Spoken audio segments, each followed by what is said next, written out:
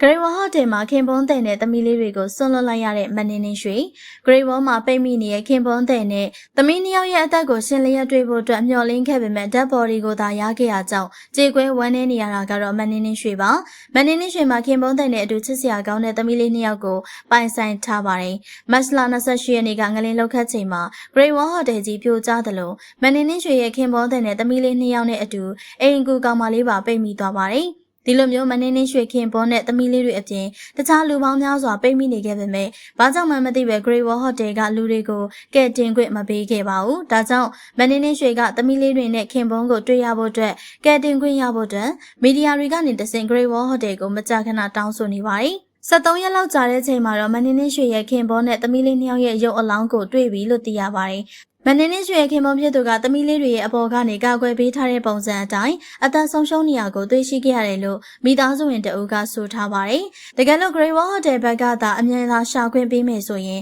အသက်မဆုံးရှုံးတာမျိုးဖြစ်လောက်တယ်လို့မိသားစုဝင်တအုပ်ကစိတ်မကောင်းစွာနဲ့ရင်ဖွင့်ထားပါတယ်ရှင်။